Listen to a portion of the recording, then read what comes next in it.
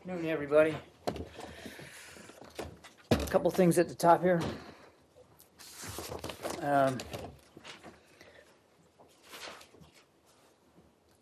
Today, Deputy Secretary Blinken met with Ukrainian Prime Minister Yatsenyuk. During their meeting, they discussed Ukraine's reform efforts, U.S. support for Ukraine, prospects for U.S. investment, and of course the implementation of the Minsk agreements. The Deputy Secretary encouraged continued progress on reforms and reaffirmed our strong support for Ukraine's sovereignty and territorial integrity. In that same vein, we want to welcome today's U.S.-Ukraine Business Forum, co-hosted by the Department of Commerce and U.S. Chamber of Commerce. This Washington event is an opportunity for high-level government and business leaders from both countries to emphasize our important bilateral commercial relationship and to discuss ways to improve trade and investment opportunities between the U.S. and Ukraine. U.S. private sector leaders will have the opportunity throughout the day to discuss efforts to improve the business climate in Ukraine, and Ukrainian government leaders will also share their progress on the implementation of their robust economic reform agenda and detail their vision for Ukraine's economic future.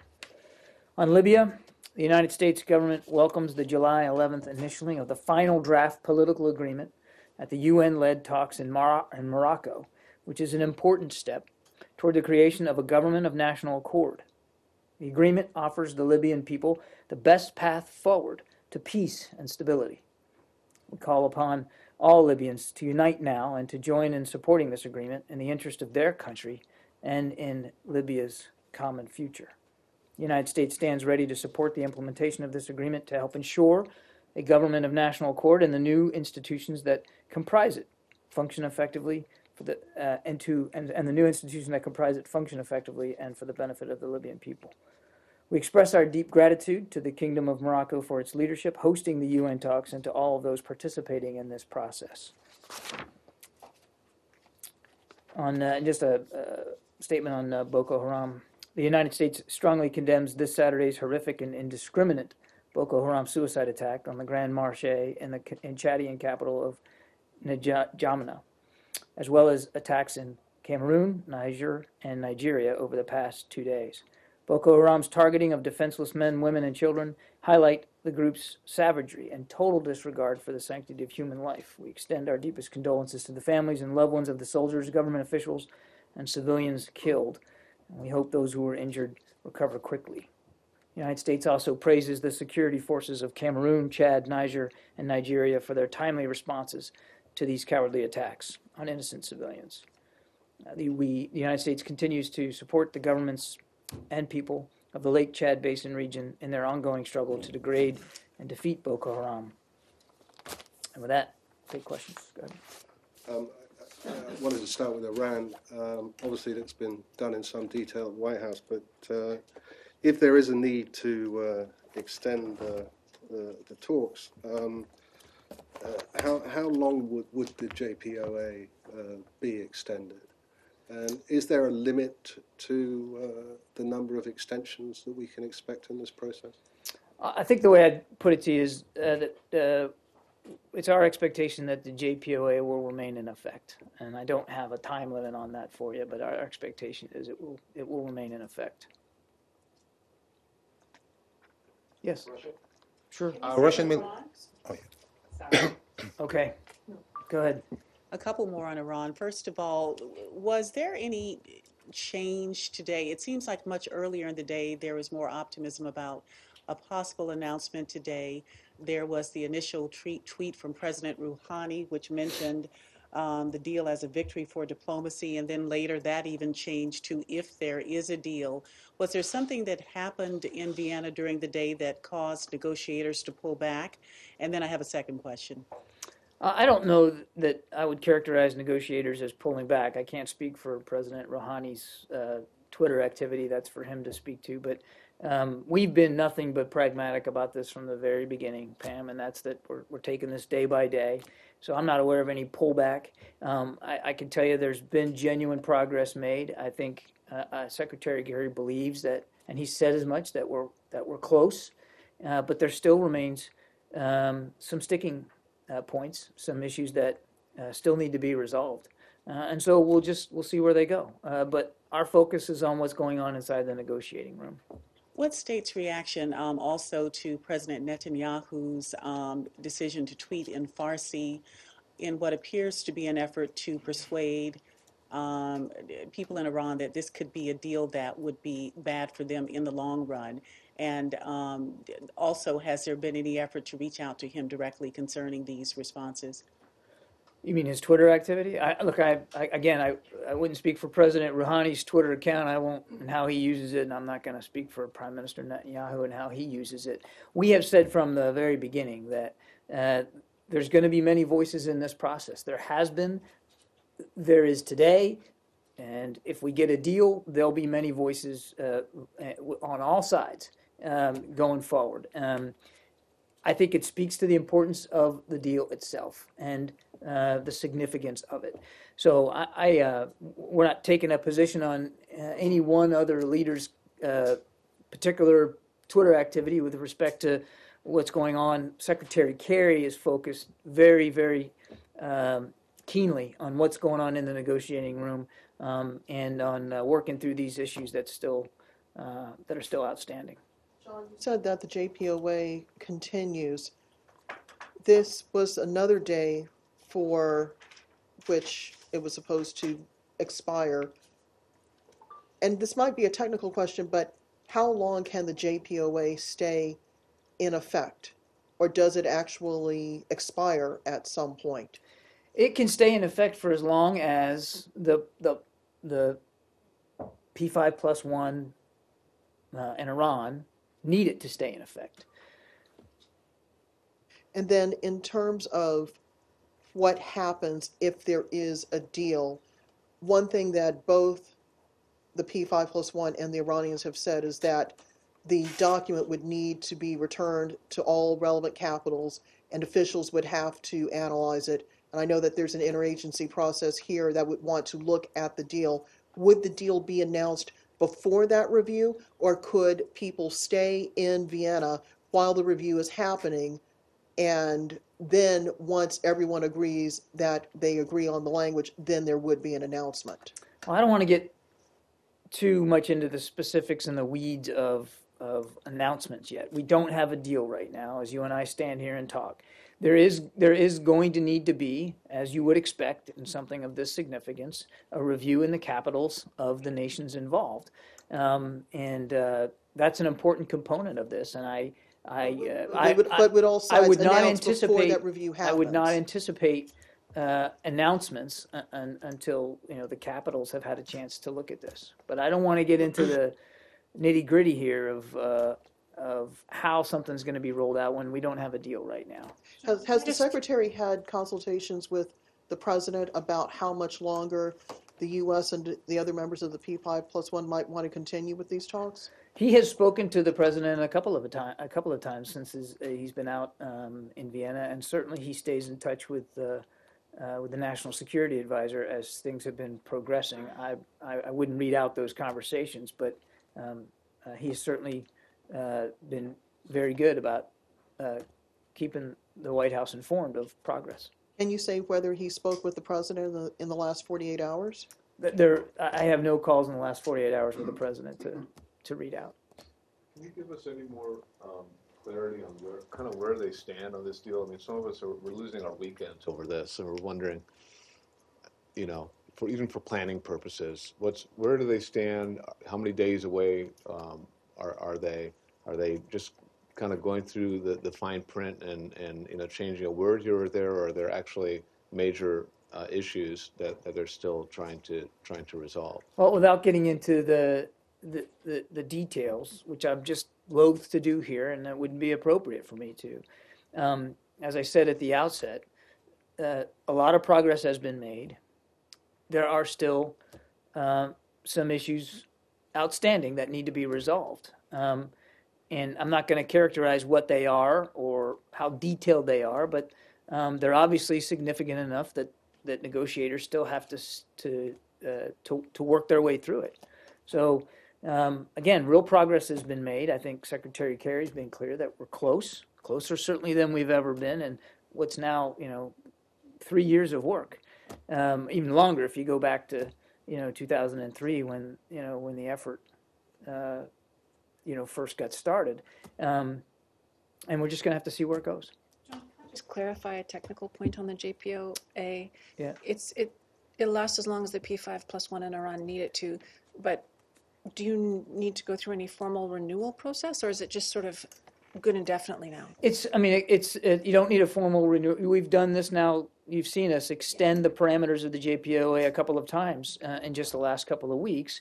As long as everybody in the room agrees to those extensions, temporary though they may be, then that's all that's required. And it keeps things in place. The JPOA it keeps this interim agreement stays in place while they continue to negotiate. And I think everybody understands that because we are close and because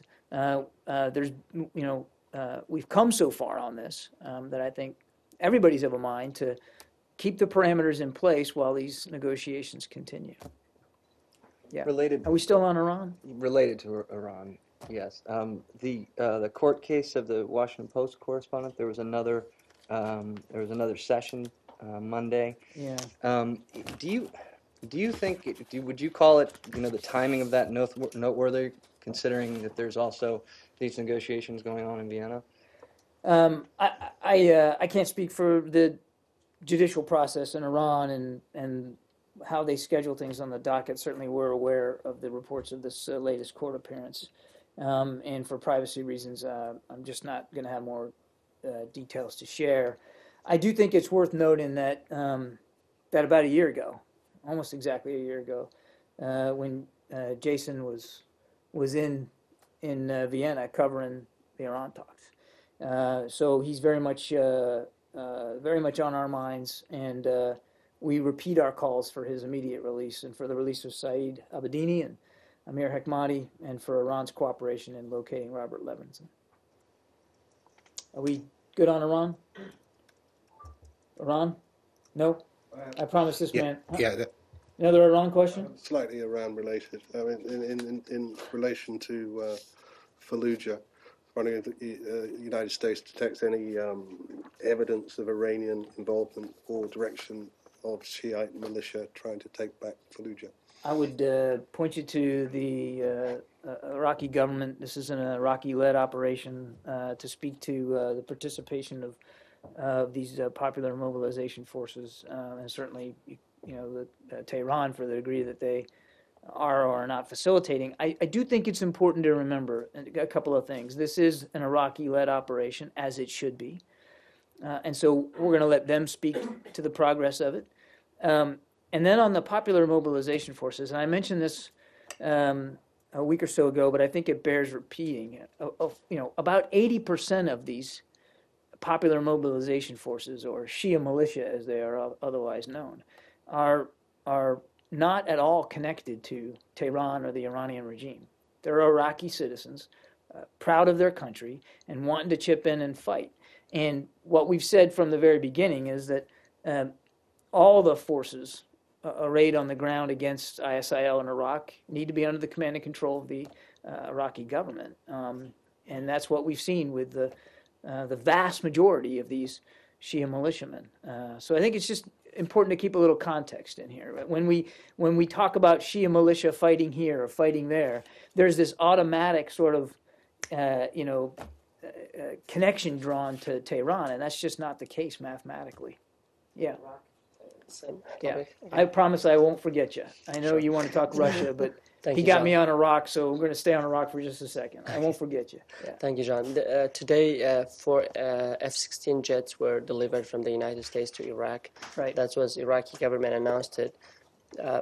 If I remember well, it was like last week or 2 weeks ago, you told us that because of security concerns, Iraq wasn't ready to receive those jets. What happened in Iraq that it is ready now? Well, you should talk to Prime Minister Abadi and his government. I mean, these are his aircraft, and you're right. When we talked about it last time, I think there was still no final decision to move them out there. But they have been moved. You're right. The Iraqi government has announced that, and I think it's for them to speak to their issues. Are you concerned about the security situation that these advanced aircraft might be taken by militant groups such as ISIS or Aren't you concerned about that? Of course, we're concerned about the security situation on the ground, and not just with respect to aircraft, but any other equipment that that could be damaged or absconded with by ISIL. F-16 jets are a little bit different. I mean, that's you know, ISIL has no air force and has no capability or ability to fly advanced fighter aircraft, but the security situation, of course, remains a concern to us throughout Iraq, and that's why we're working so closely with the Iraqi government to assist them and advise them in this effort. But the decision to return them and to have them rejoin or join the air fleet in Iraq is for Iraq to speak to. Are Iraqis flying the aircraft or Americans? I can just tell you that the aircraft are there. I'd point you to Iraq in terms of how they're being manned. They're not being they are Iraqi aircraft, and they will be if they are going to be flown in combat over the skies of Iraq, they will be flown by Iraqi pilots. Okay. Thank That you. makes sense. Same on Iraq. Sure. On the F-16, if you remember a couple years ago during the Prime Minister Nouri al-Maliki, former Prime Minister Nouri al-Maliki, the Kurds were concerned about delivering these aircraft to the Iraqi government due to the concerns that this is going to be used for the internal conflicts. Is there any assurance attached to this deal with Iraq that this is not going to be used against in any internal conflicts, or it is on Iraqi government to do whatever they want to do? Well, these aircraft belong to the Iraqi government to be used for their self-defense, and it's certainly our expectation that that's what they'll be used for. There's no any assurance that this is not going to be used for any internal conflicts, because that was the The fear. internal conflict in Iraq right now is ISIL. That's the internal conflict inside Iraq, and I'm going to let Prime Minister Abadi speak to how he's going to use his security forces to combat that threat, and that's what these aircraft are designed to do, and that's why they were That means provided. 100% Iraqi government in control of how they're going to use this. I mean, it is not. There's no any restriction by the I United think. States. Look, you're asking me to get into as again you always do, try to get me into the machinations of Iraqi government. The aircraft are designed and were purchased by Iraq for their self-defense. The fight inside Iraq right now is against ISIL, and our expectation is that if and when they start flying missions and combat sorties in Iraq, that's what they'll be used for, not to go after, and not to contribute to any sectarian issues inside Iraq. One more on that. A couple of minutes ago, you mentioned that the Popular Mobilization Forces, that they are Iraqi citizens. Of course, they're Iraqi citizens, and most of them they're under control of the Prime Minister Abadi. Does that mean that you are not concerned by the reports talking about that they have the U.S. tanks and all of the other equipments you deliver to the Iraqi government being used by the Popular Mobilization Forces? Is there any restriction that they are not allowed to use the equipments you deliver to the Iraqi as assistant? You'd have to refer to the Iraqi government for the distribution. The support that we're giving to, I'll say this again, the Iraqi security forces is done through the government of Iraq in Baghdad by Prime Minister Abadi. That assistance, which continues to flow, is getting to Iraqi security forces as they see fit. And I'll let the Iraqi government speak to how they're distributing and apportioning it. Okay? Yes. I'd like to ask you about the progress or where we're at with basing agreements with North African countries. There was an article in the Wall Street Journal suggesting that this was a priority or becoming a priority. I'm not going to detail ongoing efforts to counter ISIL. We continue to cooperate closely with countries in North Africa, the Sahel, and Europe, which share our concerns about threats that are emanating from Libya specifically. Our security efforts against ISIL prioritize mutual cooperation with our partners and are based on full respect for their sovereignty. We've also always said we're concerned about the growing threat from terrorist groups inside Libya, to include ISIL and ISIL-affiliated groups, which underscores only more the importance of reaching a political solution. And going back to what I said at the outset, we welcome this July 11th political agreement. So, I mean, that's really where the long-term focus is going to be. But I'm not going to get into detailing all the manner in which we are working with countries in the region to combat ISIL. But overall, recently President Obama declared that Tunisia was a non-NATO ally, which is seemingly a move towards greater cooperation. So in the region more generally, can you speak to the apparent move towards greater engagement on the military front? Well, look, being declared a major non-NATO ally, it allows for some training opportunities and for some foreign military sales of a limited nature. So it will help us improve our cooperation and coordination with Tunisia, and so we look forward to that. We look forward to that. Wait, I promised this gentleman, he's been very patient. Go ahead. Yeah, thank you. Russian military forces recently marked new boundary line with breakaway South Ossetia, and the portion of a BP-operated pipeline is now out of Georgia's control. I wonder if you have any comment on that, please. Our position on South Ossetia and Abkhazia remain clear. These regions are integral parts of Georgia. We reaffirm our strong support for Georgia's sovereignty, territorial integrity, and independence. We once again urge Russia to fulfill all of its obligations under the 2008 ceasefire agreement, to withdraw its forces to pre-conflict positions, to reverse its recognition of the Georgian regions of Abkhazia and South Ossetia as independent states, and to provide free access for humanitarian assistance to these regions. Yes? Mexico. Has the United States ever sought the extradition of Mr. Guzman? I would refer you to the Justice Department for matters of law enforcement. That I don't have anything for you on that. The extradition, that would still go to justice? Yeah, I would refer you to the Justice Department for this. Obviously, we're deeply concerned by the escape of Mr. Guzman. As you know, he faces multiple drug trafficking and organized crime charges here in the United States. His swift recapture by Mexican authorities is a priority for both the Mexican and the U.S. governments. And reflective of that shared purpose, the U.S. and Mexican Attorney Generals discussed the matter on the 12th of July and agreed to focus all available resources on his recapture. But as for specifics, I'm going to refer you to the Justice Department. Yeah. ISIL? Sure. In Afghanistan, there are reports that the leader of ISIL in Afghanistan, Hafiz Saeed Khan, may have been killed in a U.S. drone strike on Friday. It's not confirmed. Has the U.S. government confirmed whether or not Mr. Khan is alive or dead? I have nothing to confirm. And I would point you to the Pentagon. Then a larger question, given that the Afghan military is still in the process of trying to fully take control of its own security, how concerned is the U.S. government about the fact that a branch of ISIL may have actually taken root inside their country? And what guidance, advice is the U.S. government providing to Mr. Ghani's government on dealing with this additional threat? Sure. Well, look, President Ghani has made very clear his concerns about the potential growth of ISIL inside Afghanistan. They are concerns that we share with President Ghani.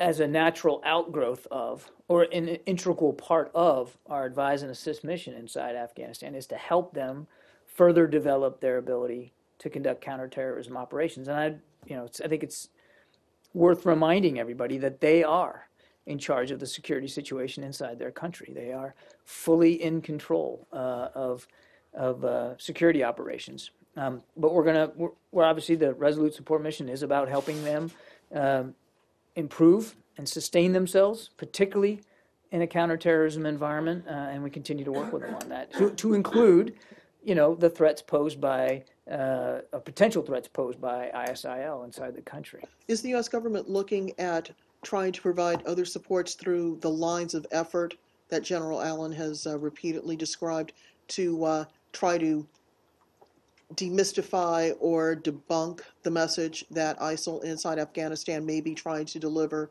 to the Afghan people? Well, a big part of, one of the lines of effort, a big part of it is, of course, the messaging aspect of it.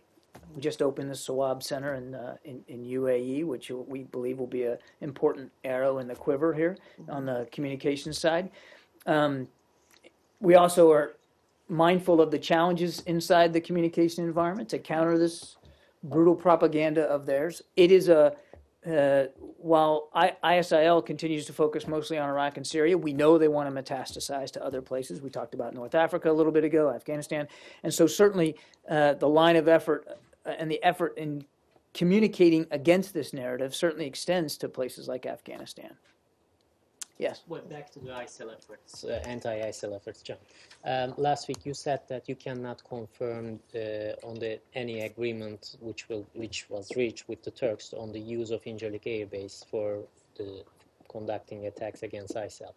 Is this still the case? Do you have any update that you can share with us on this issue? I do not have anything to talk about. Because the meetings last week, it's lasted 2 days. It was a huge U.S. delegation.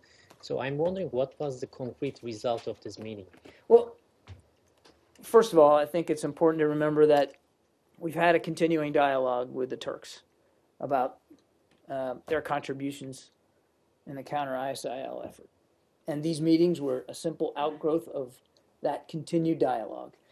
And I don't have any announcements to make as a result of it, but General Allen and those of the U.S. delegation that were there found the discussions fruitful and constructive, and we continue to want to partner with the Turks as they continue to contribute to the coalition. And as I've said before, we're not unmindful of the sacrifices that they have made, the work that they have done, particularly handling so many refugees from across the border. When you say do you mean the Turks have made you concrete promises that they will take on ISIL? They will be a more active participant, they more active one, because they well, haven't been as active as, say, other powers like the Canada, like your NATO allies, or even UAE, or they haven't flown jets to bomb ISIS. Or so I'm not going to get into. I don't have any announcements based on the meeting that had just occurred. As I said, this meeting was an outgrowth of a continued dialogue with Turkey. The other thing I'll say is their contributions haven't been insignificant at all. They've agreed to host a train and advise site there inside Turkey, and they're trying to do more to deal with the flow of foreign fighters across their borders. And as I said, they're lifting a pretty mighty hand when it comes to taking care of refugees inside the country. The other thing I'd say is every coalition member has to bring to the coalition what and when they're willing. Every single member. It's not a coalition of the willing. If contributions are being legislated from this capital or any other capital. So it's for the Turks to decide and the Turkish government to decide their contributions, and they are contributing, and we are grateful for that. Yeah. Again, on Islamic State, the Syrian Observatory is reporting this morning that 2 senior ISIL leaders were killed in a strike in northeast Syria. Gives their names as Abu Osama al-Iraqi and Amr al-Rafdan. Do you know anything at all about them? Nope. Have you heard of these people? I don't have anything for you on that. And again, I'd point you to the Pentagon for those kinds of updates and assessments. Once again, you guys have your iPhones and I don't, so yeah. What's your assessment of the breakdown of the humanitarian pause in Yemen over the weekend?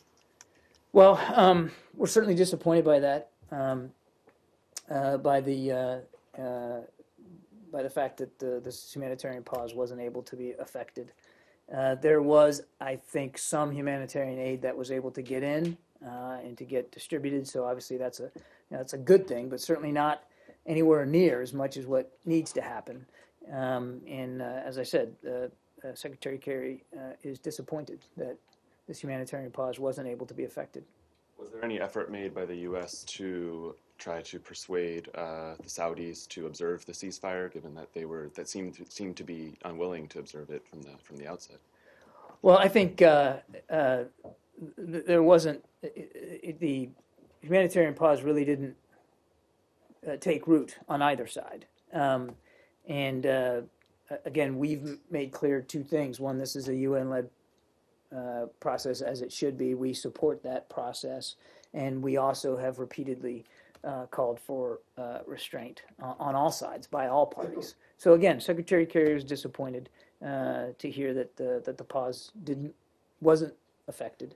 And while we are glad to see some humanitarian aid get in, wasn't near enough to deal with the real crisis on the ground. Given more broadly, given the length of how long this conflict has gone on and the failure so far of UN-led efforts to stop it, I mean, is there any discussion within the building to either put more pressure on the Saudis to change their tactics or to be a little more willing to negotiate, or is there any kind of I don't know, talk to about in that case scaling back U.S. assistance for the Saudis? Either. I'll say it this way, that senior U.S. officials remain in close and regular contact with the Saudi Arabian government on a wide range of issues related to Yemen. Our ambassador to Yemen, who is currently based in Jeddah, continues to actively engage with a wide group of Yemenis and international partners about Yemen. So there is regular, constant dialogue with the Saudis. And again, we've continued to call for restraint and a humanitarian pause, so that what really needs to happen is getting this humanitarian assistance in. And nothing has changed about our intense focus on that. John, can I just follow up on Yemen? Sure. Given that the UN has declared the humanitarian crisis there, they've graded it at the worst possible level. Is there any concern in this building, given that people are starving, that the U.S. is going to be seen as complicit in what's happening, given that you are providing such a great level of support to the Saudis, intel, refueling, that sort of thing? There's some limited support that continues for Saudi air operations. But, as I said,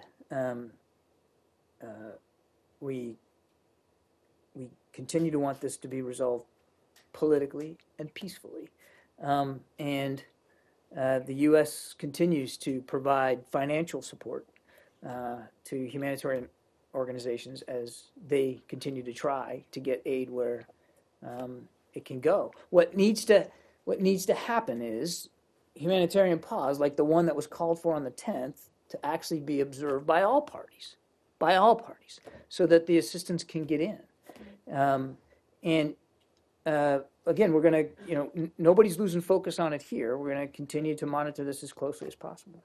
Separate from the question of perception out there of U.S. complicity, and we've heard many officials in this building talk about radicalizing factors, and this is sort of a textbook situation for that. So my precise question was, is there concern about that?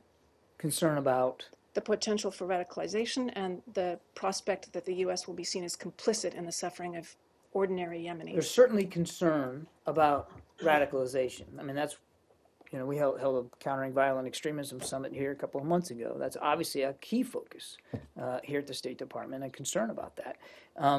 And we're not unmindful of the fact that extremism can tend to grow in areas which are ungoverned or unstable. And certainly in this case, you've got millions who are in need of humanitarian assistance. And again, the United States is a leader in terms of humanitarian assistance operations and support.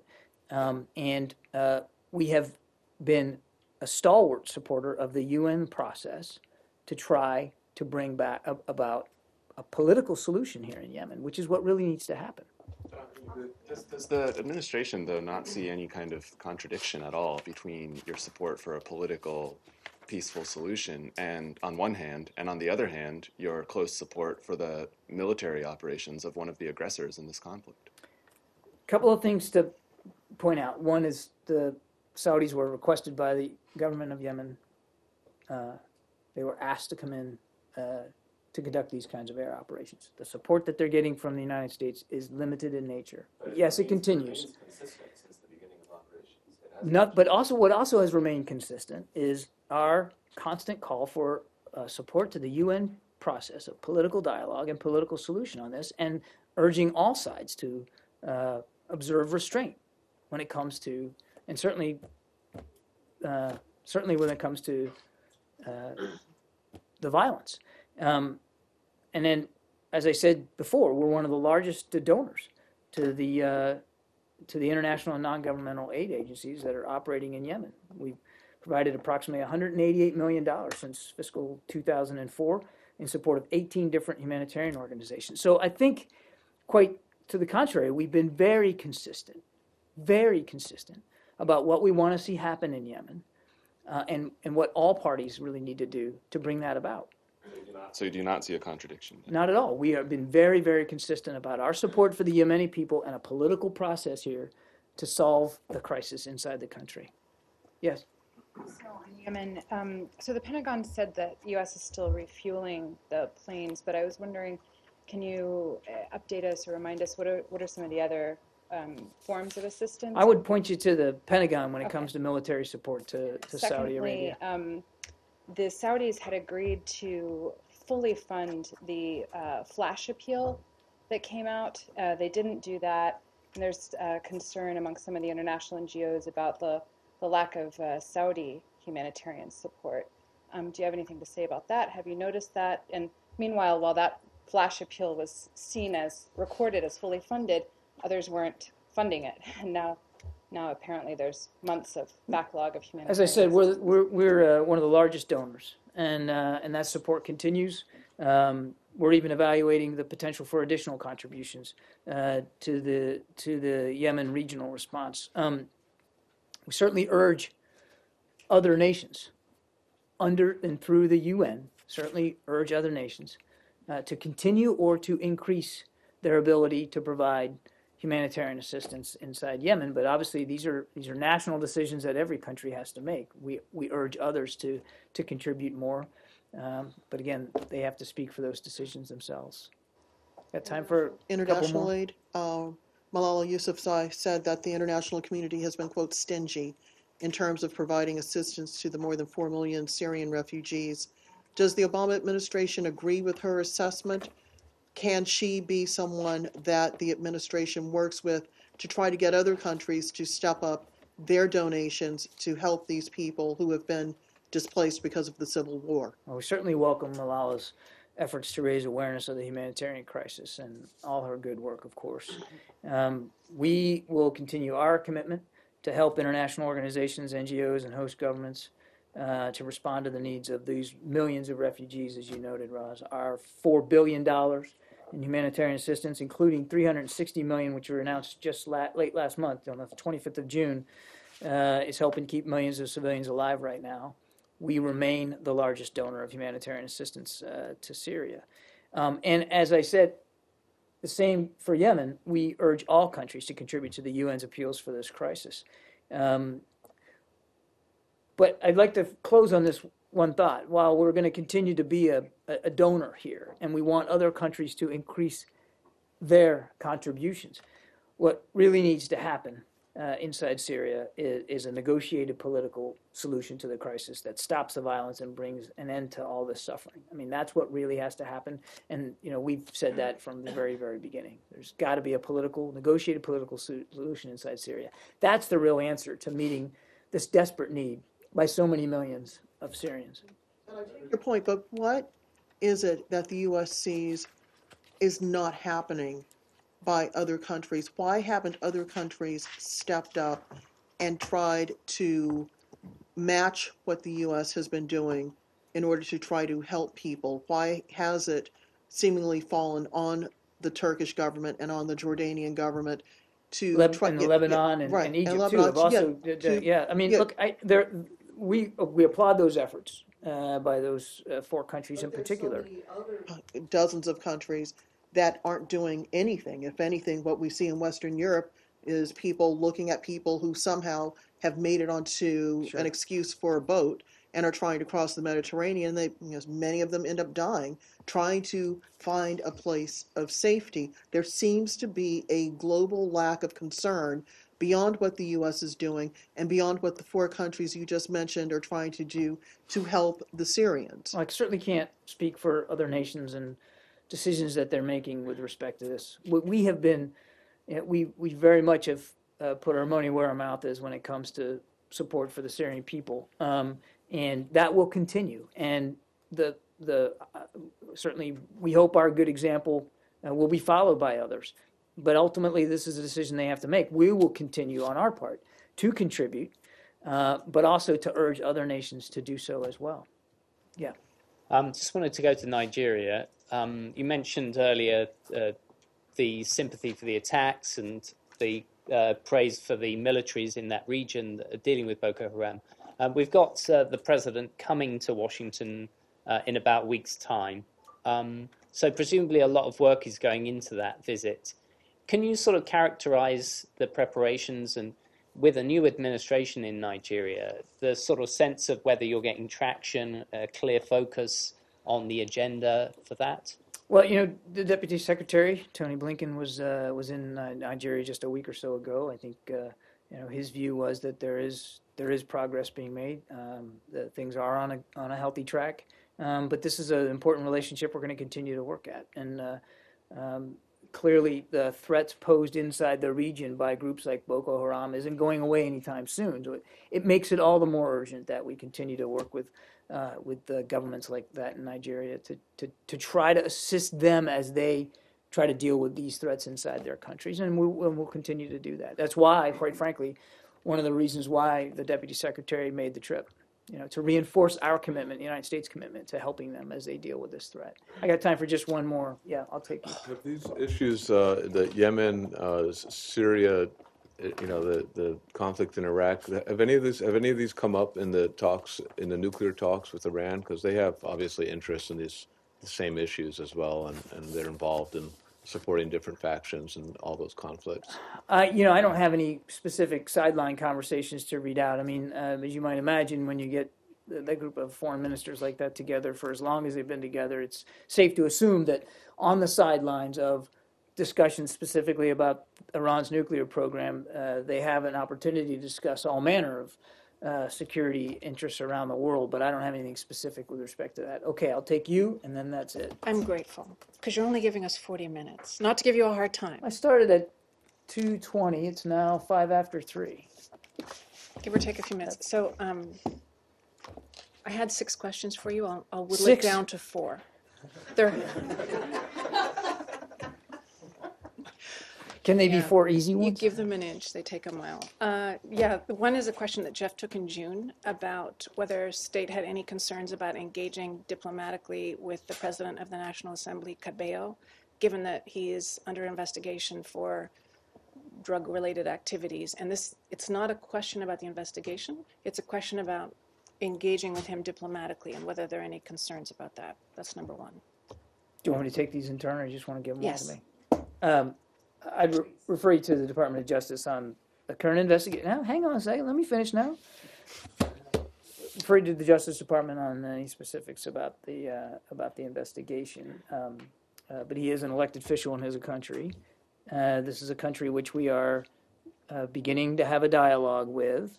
When Mr. Shannon met with him, it was on the sidelines of a meeting in Haiti.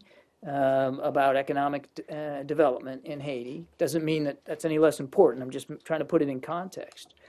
And the other thing I'd say is these discussions are still at their beginning, and there's much work to do. Where do things stand on the diplomatic presence issue? There was a back and forth with Venezuela about the number of diplomats each of you have in each other's country. I don't have an update on that. Okay. The conversations, the talks, as you say, are nascent. To what degree are they prompted by concerns about Venezuela's stability, and how are they related to the talks with Cuba? Not related to the talks with Cuba. Okay. And I'm sorry, the first part of it I was was just wondering how much of this initiative is prompted by concerns about Venezuela's stability. I think the way I'd answer that is we're certainly, as a general rule, concerned about stability and security all over the world, not least of which is in the Western Hemisphere itself. Look, we recognize that Venezuela is a country where there can be common purpose on some issues like drug trafficking, and we want to try to explore those opportunities. But these talks are at their beginnings, and I don't want to overstate them either. It's trending in a good direction, and we're going to see if we can't keep the momentum going. So you're not answering my question about stability. I think I responded to your question. Thank you. I got to go, guys. Thanks very much. Thank you.